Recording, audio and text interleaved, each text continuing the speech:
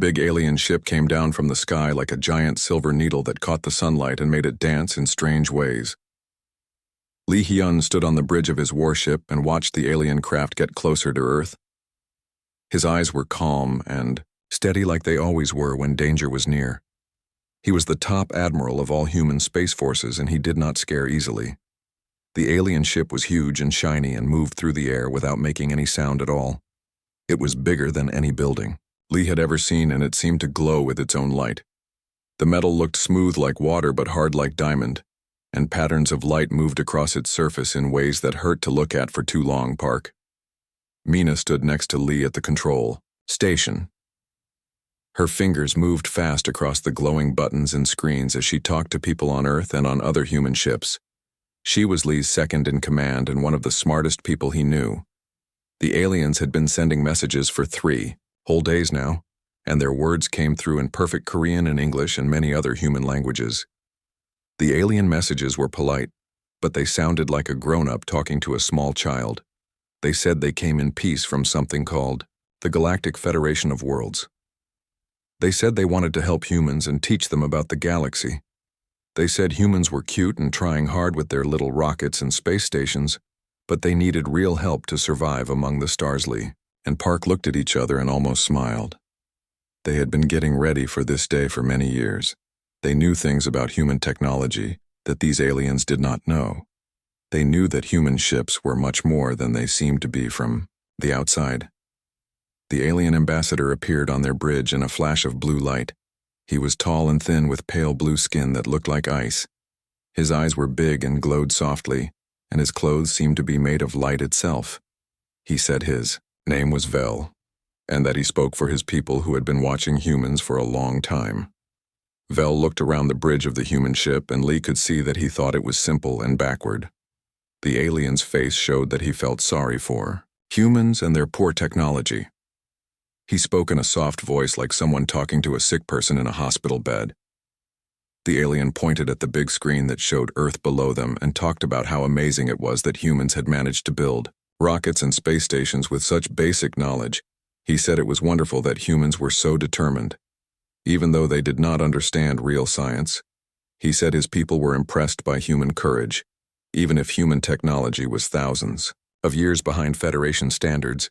Lee watched Vel talk and noticed that the alien never stopped looking down at humans like they were children playing with toys. The translator made Vel's words sound kind, but Lee could hear the real meaning. Underneath, the alien thought humans were cute pets who needed to be taken care of by their betters. Then Vel made a mistake that would change everything. He turned on a hologram machine that showed what he called real starships. The images filled the air around them with pictures of massive alien vessels that were bigger than human cities. These ships had smooth curves and glowing parts, and they moved through space like they were swimming through water instead of flying through emptiness. Vel explained that these ships could travel faster than light and cross the whole galaxy in just a few months. He said they had weapons that could destroy planets and shields that could stop anything humans could build. He said the Federation had thousands of these ships protecting hundreds of worlds from the dangers that lived in the dark spaces between stars. The alien talked about energy sources that could power whole star systems and materials that were stronger than anything found on Earth. He showed pictures of space stations the size of moons and weapons that could make suns explode. He said all of this technology would be shared with humans once they joined the Federation and proved they could be trusted with such power. What Vel did not see was the small smile that crossed Lee's face or the way Park's hand moved slowly toward her control panel. The alien was so busy showing off his people's power that he did not notice the humans were not surprised or afraid. They looked interested, but not amazed like he expected them to be. Lee had spent years studying every piece of information about aliens that human deep space sensors had collected. Human scientists had been watching alien ships from far away and learning their secrets. Human engineers had been building weapons and defenses based on what they learned about Federation technology. Human commanders had been making plans for the day when aliens would finally come to Earth. The Federation ships in Vel's pictures were impressive, but Lee had seen them before in spy reports. His people knew how fast they could go and how strong their weapons were. They knew what kind of energy the aliens used and how their shields worked. They knew because humans had been preparing For this meeting, for much longer than Vel realized, Park sent a coded message to other human ships hidden throughout the solar system. The message was simple but important. It said that the aliens had shown their hand and revealed their capabilities, just like human planners had hoped they would. The real demonstration was about to begin, and it would not be the aliens doing the showing. Vel finished his presentation and looked at Lee, expecting to see wonder and fear and gratitude. Instead, he saw a human admiral who looked calm and ready. Lee thanked Vel politely for the information and said that humans were very interested in learning more about Federation technology. He said that Earth's leaders would need time to discuss such an important decision. The alien seemed pleased that humans were being reasonable and not trying to resist the obvious superiority of Federation science. He said his people would wait patiently while humans came to understand how much they needed Federation protection. He said there was no hurry because humans could not go anywhere or do anything dangerous with their primitive ships.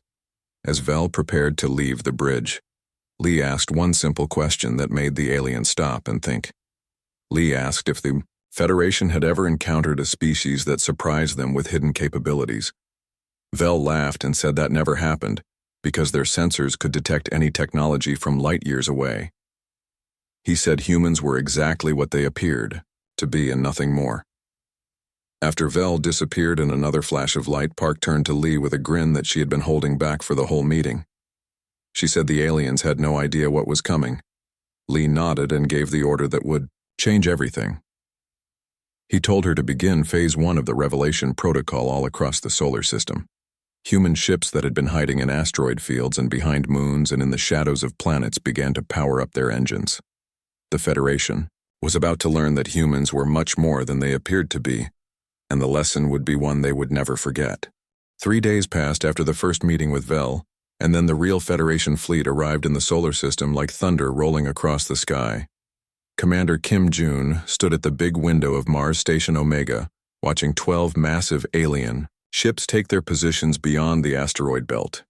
Each ship was like a floating city made of light and metal that bent the stars around it. The alien vessels moved in perfect formation like dancers following music, only they could hear their hulls glowed with contained energy that made every human sensor scream warnings about power levels that should not be possible. The ships were beautiful in a way that made humans feel small and afraid. But Kim Jun had seen the secret reports, and he knew these aliens were not as powerful as they wanted humans to believe. Dr. Song Hana stood beside Kim, looking at the streams of data flowing into her computers from hidden sensors scattered throughout the solar system. She was the smartest person on Mars Station when it came to understanding alien technology, and what she saw made her both excited and worried. The Federation ships were incredibly advanced, but they followed patterns that human scientists had been studying for years. The demonstration began exactly as Vel had promised, with a show of power meant to impress Earth into joining the Federation peacefully. The alien ships started moving in complex patterns that defied everything humans thought they knew about physics. One ship simply vanished from sight while another seemed to stretch itself across space like rubber being pulled apart. Kim watched through the station's powerful telescopes as the Federation vessels began their display of technological superiority. The first ship created what looked like a small star between its hands of energy. The artificial sun burned bright and hot and cast shadows on nearby asteroids before the ship absorbed it back into itself like eating a piece of candy. The second ship demonstrated gravity control by picking up a large asteroid and juggling it through space like a ball. The rock spun and danced and changed direction without any visible force touching it. The ship made the asteroid move in impossible spirals that should have torn it apart but somehow held it together with invisible hands. Vel's voice echoed through every communication system in the solar system as he narrated each demonstration like a teacher showing students a science experiment.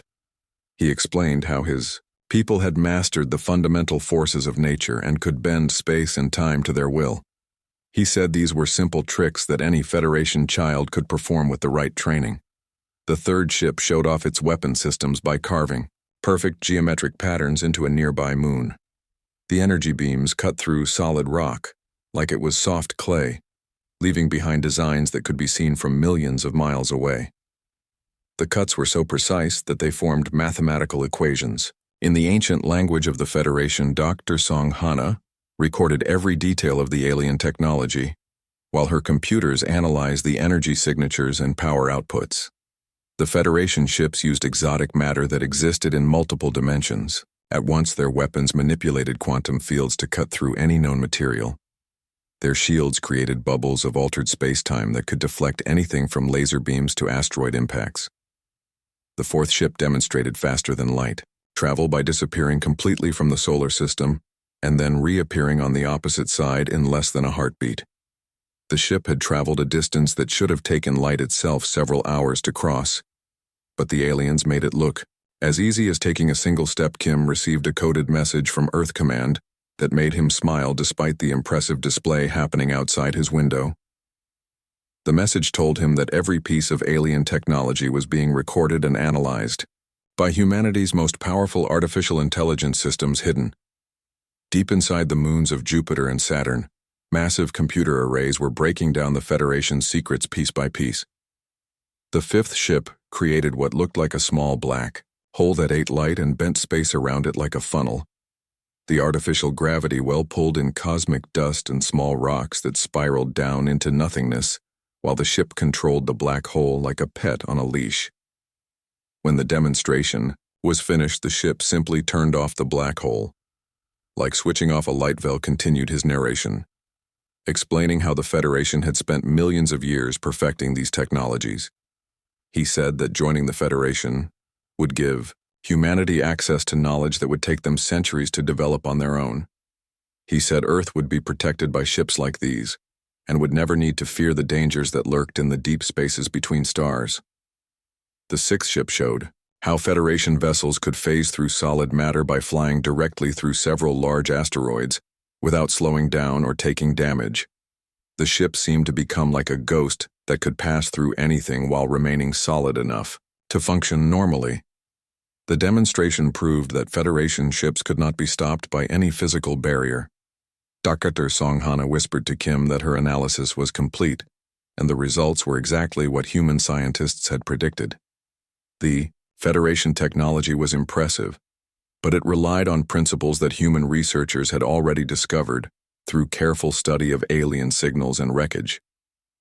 The aliens had shown their full hand without realizing that humans had been taking notes for years. The seventh ship demonstrated matter conversion by transforming a large chunk of iron ore into pure gold, and then back to iron again. The process happened so quickly that the human eye could barely follow it, but the sensors recorded every detail of how the aliens rearranged atoms like building blocks. Kim sent a reply message to Earth Command confirming that the Federation had revealed all their major technological capabilities, exactly as human intelligence had predicted.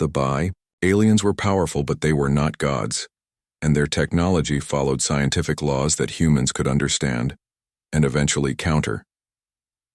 The eighth ship created multiple copies of itself that all looked and acted exactly the same. The duplicates spread out across the solar system before merging back into a single vessel. The demonstration showed that Federation ships could be in many places at once, making them almost impossible to track or target. The ninth ship manipulated time itself by creating a bubble of slow time around a small asteroid. Inside the bubble, everything moved like thick honey, while outside time flowed normally. The ship could speed up or slow down time in small areas, giving it incredible tactical advantages in any battle. As the demonstration continued, Kim and Dr. Song Hana exchanged looks that said everything without words. The Federation was showing off their most advanced technology to intimidate humans into submission, but they had no idea that every secret they revealed was being recorded and studied by minds that were just as clever as theirs. The final three ships worked together to create a massive energy barrier that stretched across thousands of miles of space. The barrier glowed like a rainbow and deflected everything that touched it, from small particles to powerful energy beams. Bell explained that this was how Federation worlds were protected from invasion and how Earth would be safe once it joined their alliance. When the demonstration finally ended, Vel asked if the humans were properly impressed with Federation technology and ready to accept their generous offer of protection. Kim replied that Earth's leaders would need time to discuss such important matters, but privately he was already planning for the next phase of humanity's response. The Federation had shown their strength, but they had also revealed their weaknesses, and soon they would learn that humans had been preparing surprises of their own. The meeting was supposed to be simple and peaceful aboard the biggest Federation ship where Vel would welcome Earth into the galactic community. With speeches and ceremonies, Captain Cho Dae walked beside Admiral Lee through the alien vessel, trying not to stare at the walls made of living crystal that pulsed with soft light. The ship was beautiful and strange, like walking inside a giant jewel that had been carved by artists who understood mathematics better than humans understood breathing. Vel led them through corridors that seemed to stretch forever past rooms filled with technology that hummed with power the humans could feel in their bones. Other Federation representatives waited in the grand meeting chamber, members of different alien species, but all wearing the same expression of patient superiority toward the primitive humans they were about to help. The meeting room had no real walls, just transparent barriers that showed the stars dancing in patterns that made human eyes water to look at directly. Vel gestured for Lee and Cho to sit in chairs that molded themselves to their bodies, while holographic displays filled the air around them with images of the Federation's vast empire. Vel began his presentation exactly as Lee had expected, showing maps of thousands of worlds connected by trade routes and protected by fleets of advanced starships. He talked about the benefits of joining the Federation, how Earth would receive new technology and protection from the dangers that roamed the dark spaces between galaxies. He spoke like a kind parent explaining to children why they needed to follow the rules. The alien ambassador showed pictures of other primitive worlds that had joined the Federation and how they had grown from backward planets into proper civilized societies. He said it usually took new species several hundred years to understand Federation science, but humans seemed clever enough that they might manage it in only 2 or 3 centuries. Lee listened politely while Cho took notes on a device that looked primitive compared to the alien technology around them, but was actually recording everything for later analysis. The Federation representatives smiled at the humans, like teachers watching students struggle with a difficult lesson. They would eventually understand. Vel explained that Earth's current military would be replaced with proper Federation patrol ships that could actually protect the planet from real threats. He said, "Human weapons were cute but useless against the kind of enemies that lived in deep space." He showed holographic images of Federation warships that could destroy entire star systems if necessary. That was when Admiral Lee politely raised his hand and asked if he could show Vel something in return. The alien ambassador looked surprised but nodded with the indulgent smile of someone humoring a child who wanted to show off a drawing. They had made Lee activated his own holographic display using technology that looked crude but worked perfectly. The first image that appeared made every Federation representative in the room step backward in shock. It showed the UES Incheon, a human battle cruiser that had just appeared right outside the Federation fleet's defensive perimeter. The ship was massive and angular with weapon systems that did not match any known technology in the Federation databases. Vel stared at the hologram with his mouth hanging open, while his translator device struggled to process the shocked exclamations coming from the other alien representatives. The human ship was not just big, it was clearly designed for war with armor plating and energy cannons that could punch through Federation shields like they were made of paper. But the Incheon was just the beginning. Lee smiled as more human vessels began appearing throughout the solar system as their advanced stealth systems shut down. One by one, warships that had been hiding for months revealed themselves to the stunned Federation fleet dreadnoughts emerged from asteroid fields where they had been waiting like sleeping giants. The UES Busan materialized near Jupiter's largest moon, its hull bristling with missile launchers and particle beam arrays. The UES Daegu appeared from behind Saturn, its massive bulk casting shadows on the planet's rings, while energy readings from its power core made Federation sensors overload and shut down to protect themselves. Carrier groups that had been disguised as space debris suddenly came alive with fighter squadrons launching from hidden bays. The small human fighters moved in patterns that defied Federation understanding, using propulsion systems that left no energy signature while carrying weapons that could penetrate any known defensive system. Defensive platforms that had looked like ordinary communication satellites suddenly unfolded into massive weapon systems with targeting arrays that locked onto every Federation ship in the solar system. The platforms had been broadcasting normal human television and radio signals while hiding enough firepower to level entire cities. Bell's confident expression melted away as more and more human warships continued to decloak throughout the solar system. The scope of humanity's hidden fleet became clear as dozens, then hundreds of vessels revealed themselves. The Federation had come expecting to find a primitive species with chemical rockets and simple space stations. Instead, they found themselves surrounded by a military force that had been planning for this encounter for decades. Human ships appeared in formations that showed perfect coordination and tactical planning. The vessels used technology that Federation sensors could not fully understand, because it was based on completely different scientific principles. The UES Sol Admiral Lee's flagship revealed itself, last appearing directly between the Federation fleet and Earth like a guardian protecting its home. The ship was beautiful and terrible at the same time, its sleek hull covering weapon systems that could reach across star systems to strike targets with pinpoint accuracy. Cho watched the alien representatives with professional interest as they struggled to understand what they were seeing. The Federation had built their empire by finding primitive worlds and overwhelming them with superior technology. But humanity had been watching and learning and preparing for years. Lee explained calmly that Earth had been monitoring Federation activities for much longer than the aliens realized. Every piece of wreckage that had fallen to Earth, every strange signal from deep space, every probe that had passed through the solar system had been studied and analyzed by human scientists, working in secret. The human fleet was not just large, it was specifically designed to counter Federation technology. Where the aliens used energy shields, humans had developed phase weapons that could bypass them completely. Where Federation ships relied on exotic matter, human vessels used quantum tunneling drives that made them nearly impossible to detect or track. Dr. Song Hana appeared as a hologram from Earth Command, her presentation showing how humanity had reverse-engineered Federation technology and improved upon it. Human artificial intelligence systems had run millions of simulations of space battles against Federation ships and had found weaknesses in every major class of alien vessel. The Federation representatives huddled together, speaking rapidly in languages their translators could not process fast enough. Their mathematical projections were clear.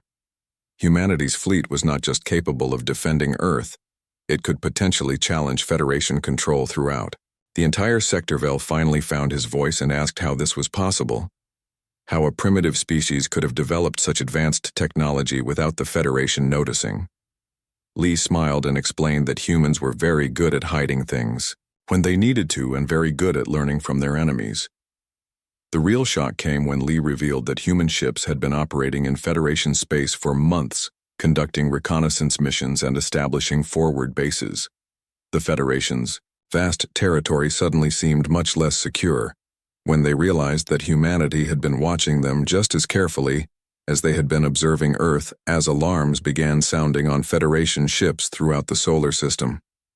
Vel realized that this meeting was not going according to plan. The species he had come to protect and guide had instead become a potential threat to everything the Federation had built. The galaxy was about to become a much more interesting and dangerous place.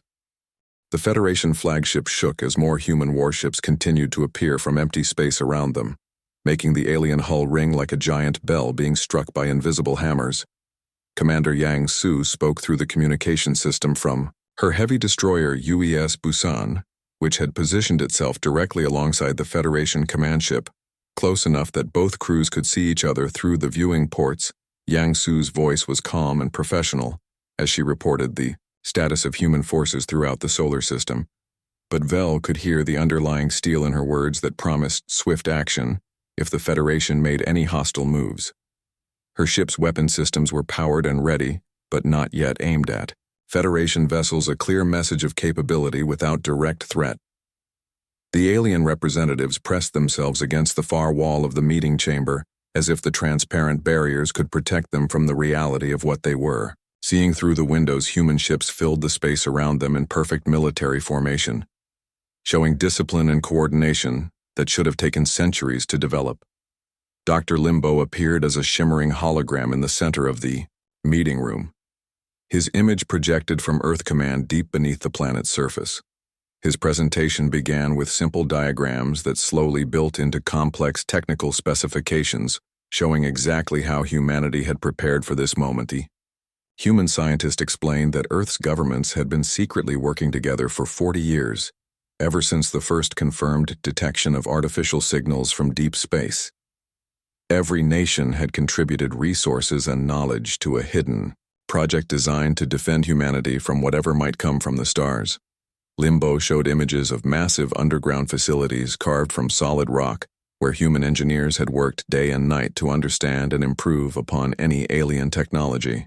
They could analyze crashed meteors that contained unusual metals, became the foundation for new armor alloys. Radio signals from distant galaxies were decoded to reveal Federation communication protocols.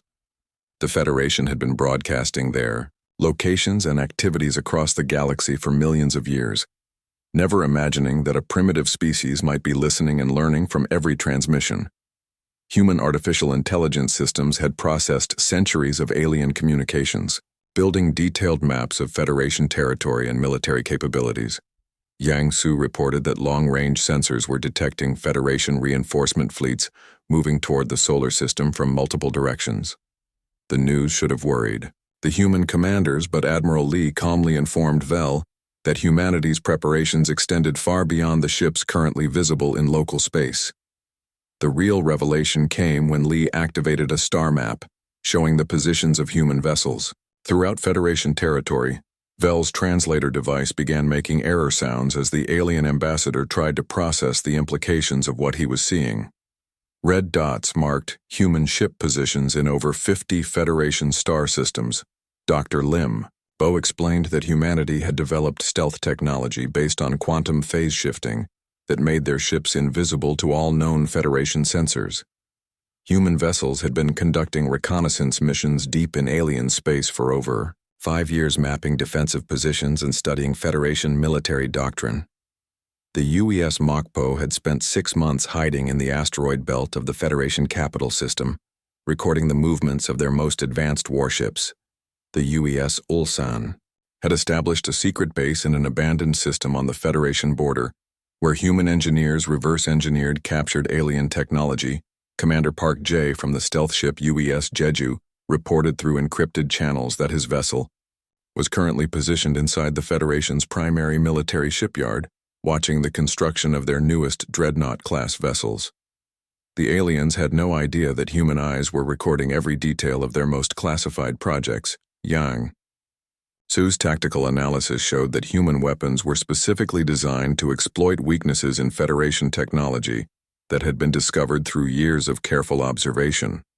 Where Federation ships used crystalline energy conduits, human plasma cannons could cause cascading failures that would shut down entire vessels.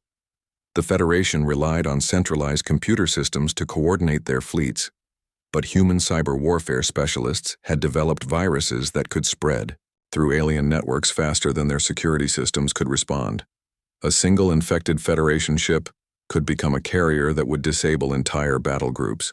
Dr. Limbo displayed the results of combat simulations run by Earth's most advanced artificial intelligence systems. The computer models had tested millions of battle scenarios between human and Federation forces, and the results showed that humanity had significant tactical advantages despite being outnumbered. Human ships were smaller and faster than Federation vessels, but they carried more firepower per ton and could operate independently without the complex support systems that Federation fleets required. Human fighters could be manufactured quickly in automated factories, while Federation ships took years to build using rare materials. The quantum tunnel drives used by human vessels left no detectable energy signature and could change direction instantly without the long acceleration curves required by Federation gravity manipulation systems. This meant human ships could appear anywhere on a battlefield without warning and disappear just as quickly. Vel finally managed to speak, asking how humanity had developed such advanced technology so quickly, without Federation assistance. The question revealed how little the aliens understood about human nature and capabilities. Lee smiled as he prepared to explain the most important lesson the Federation was about to learn. Limbo showed images of human history from the ancient wars fought with sticks and stones to the development of nuclear weapons in less than a century. He explained that humans had always been extremely good at creating new ways to fight and defend themselves, especially when facing extinction. The Federation had spent millions of years slowly expanding through space using overwhelming technological superiority to absorb primitive civilizations, but they had never encountered a species that could adapt and innovate as quickly as humans could when properly motivated by existential threat. Yang Su reported that Federation reinforcement fleets had begun changing course away from the solar system as their commanders received intelligence reports about human capabilities scattered throughout their territory. The aliens were beginning to understand that this was not a simple first contact situation. Commander Kim Do from the hidden human base in Federation space transmitted updated intelligence showing that several alien worlds were already requesting increased security patrols as news of human stealth capabilities spread through their communication networks. The Federation was learning to fear what they could not see. Admiral Lee explained that humanity had no desire for conquest or expansion. They simply wanted to ensure their survival in a galaxy that might be hostile to their existence. The Federation had come expecting to find helpless primitives, but instead discovered a species that had been preparing for war since before they knew aliens existed. The meeting chamber fell silent as the implications became clear to every Federation representative present. They had not discovered a new client species to protect and guide. They had awakened a sleeping military power that could threaten the stability of everything they had built. Fell asked what humanity wanted from the Federation, now that their true capabilities were revealed. Lee's answer was simple. They wanted recognition as equals and the right to defend their own territory without interference. The age of Federation expansion through technological intimidation was coming to an end. Outside the meeting chamber, human and Federation fleets faced each other across the void of space, both sides calculating odds and preparing for possibilities that neither had imagined when this encounter began. The galaxy would never be the same again. 6 months after the first meeting with the Federation, everything had changed in ways that nobody could have predicted. Admiral Lee stood in the command center of the massive Earth Defense Station, watching as the newest human warships completed their test flights in the space around Earth. The UES Gangneung moved like a ghost through the asteroid field while its fighter squadrons practiced attack patterns that would have been impossible with old human technology. The Federation had returned to Earth. But this time they came as equals, seeking partnerships instead of offering protection. Vel walked beside Lee through the human space station, looking amazed at how quickly humanity had expanded their military capabilities. The alien ambassador was no longer the confident teacher he had been during first contact. Captain Cho Dae commanded the UES Gwangju on its historic journey to the Federation capital world, the first human vessel to travel there as an equal partner instead of a primitive species begging for help. His crew included Federation officers who were learning human tactics and sharing their own knowledge in return. The transformation had not been smooth or easy. Several Federation member species had protested humanity's rapid rise to military prominence, leading to border conflicts and diplomatic tensions that required careful negotiation. The Galactic Empire had tried to test human resolve by attacking a human deep space patrol, and learned quickly that human ships fought with a ferocity that surprised even veteran Federation commanders. Commander Yang Su had led the response to the Zelkan attack, with a small fleet of human destroyers that demonstrated the effectiveness of human military doctrine. Her ships used coordinated swarm tactics and quantum tunnel drives to outmaneuver the larger alien vessels, while precision plasma cannons disabled enemy ships without destroying them completely. The Zelkan surrender had sent shockwaves through Federation space as other species realized that humanity was not just technologically advanced, but also tactically superior to civilizations that had been fighting space wars for thousands of years. Human military academies began receiving requests from Federation officers who wanted to study human strategies. Dr. Song Hana now directed the Joint Human Federation Research Facility on Luna, where scientists from dozens of species worked together to combine their knowledge and create new technologies. The hybrid systems being developed promised to revolutionize everything from faster-than-light travel to planetary defense systems. The Federation had discovered that humanity's greatest strength was not their weapons or their ships, but their ability to adapt and innovate when faced with new challenges. Where other species had found comfortable positions within the established order, humans continued to push boundaries and question assumptions about what was possible. Admiral Lee reviewed intelligence reports from human vessels operating throughout Federation space and smiled at the changes he was seeing.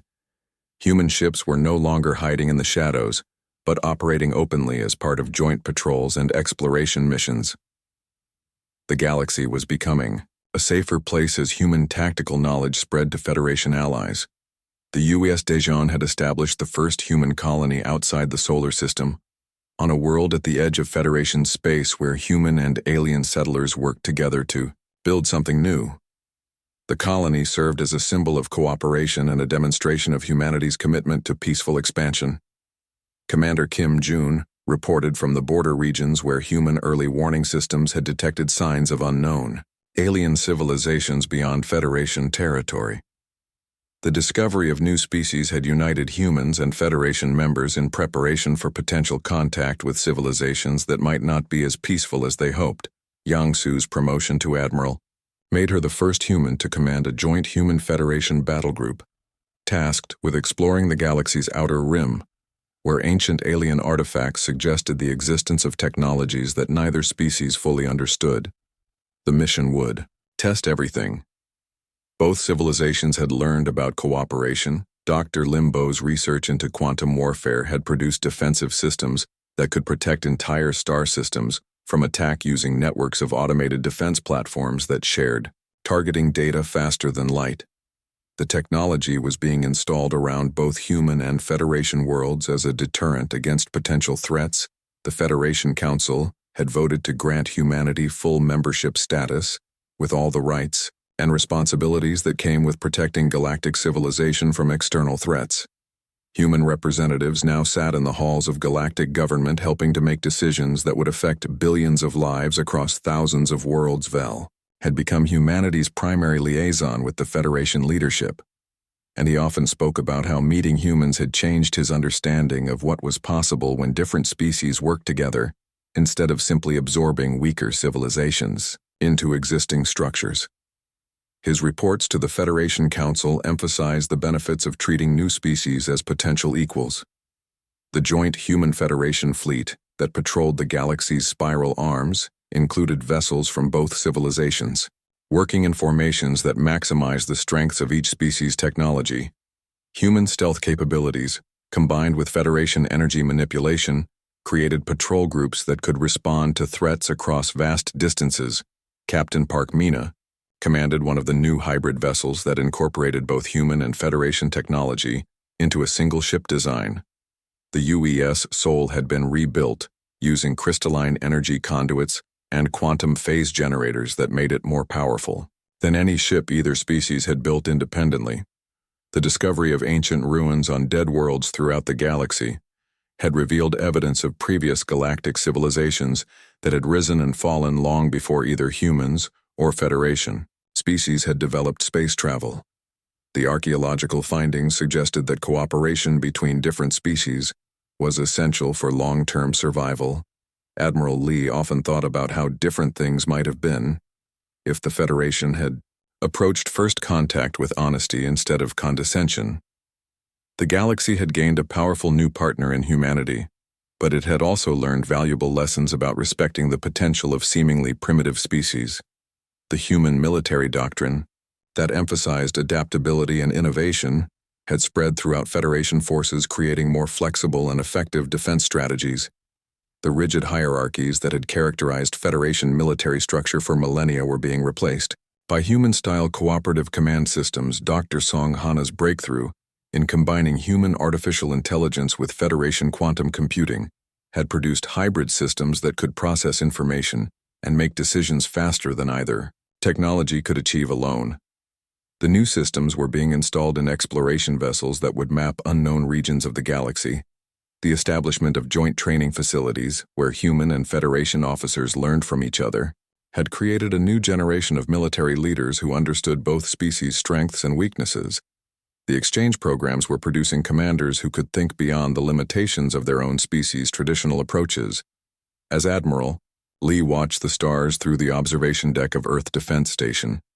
He reflected on how much had changed since that first meeting with Vel.